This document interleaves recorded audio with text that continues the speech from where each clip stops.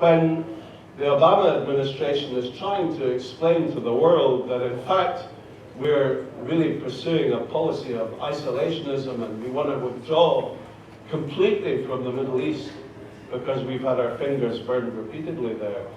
That, in fact, is quite untrue. The Obama administration right now is in total alliance with the Iranian regime.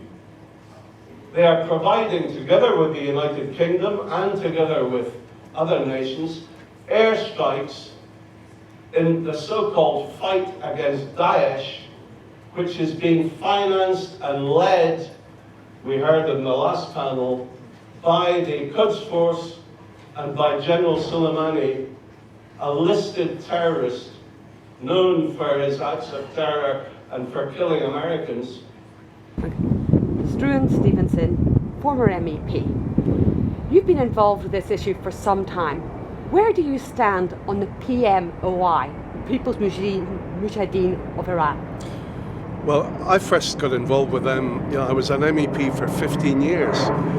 Within 2 or 3 years of joining the European Parliament, I constantly was getting visits from the Iranian ambassador.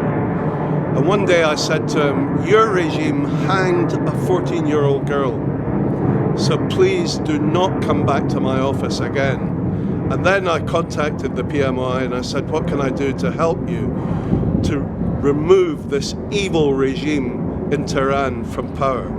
And I've been working with them ever since. I've written a book now about my association with them over the years, because at that time they were listed as terrorists.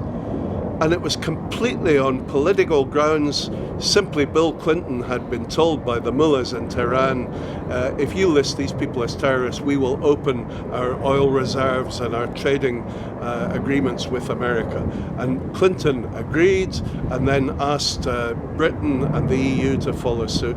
And it took us years and a lot of resources going through the courts to unravel this and get them removed from the terrorist list where they should never have been. So through all of that period, I've suffered attacks, smears financed and resourced from Tehran, and I know what it's like for these people, the suffering that they have had to put up with. I called my book about them self-sacrifice, because they really have sacrificed a lot. What can the EU do to give greater support to the Iranian opposition? Well, it's time the EU woke up to the fact that this is a serious opposition movement with a 10-point manifesto that I would be proud to stand for election under. They're talking about bringing a secular democracy back to Iran, freedom of religion, human rights, women's rights, an end to the nuclear program, an end to torture and the death penalty, a judicial system free of political control. This is a manifesto that anyone would be proud in the West to support. And this is what the opposition, led by the impressive Mrs. Mariam Rajavi, a woman, this is what they're offering to the beleaguered people of Iran, who are suffering under one of the most monstrous tyrannies in the world. You spoke about Camp Liberty. What is the situation there today? Well, in Camp Liberty, we now have about 1,500 Iranian refugees, supporters of the PMOI, supporters of the opposition, who are incarcerated in what really has become almost a concentration camp. For the last 11 days, it's 50 degrees centigrade. They have been observing, as good Muslims, they've been observing Ramadan, and yet the Iraqi regime, the Iraqi government, who are puppets of the mullahs in Tehran, have denied access to the camp of food, fuel, medicines. They've had no power in their generators, so they have no air conditioning during these appalling sort of high temperatures and a time when they're almost starving and not able to drink water during the hours of daylight because of Ramadan. And yet this is a camp that is supposedly looked after by the United Nations mission in Iraq, and they've done nothing. And then on the 4th of July, there was a rocket barrage, more than 50 missiles fired into the camp, injuring dozens of these unarmed, innocent refugees.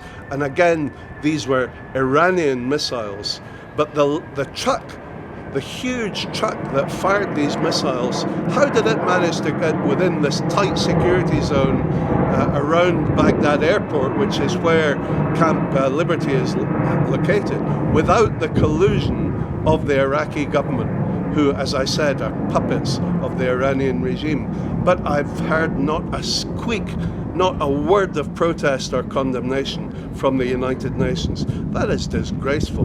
Why are the West not waking up to the fact that this is a legitimate democratic opposition that we should be listening to and supporting, and we should be helping to rescue these refugees trapped in this concentration camp in Camp Liberty?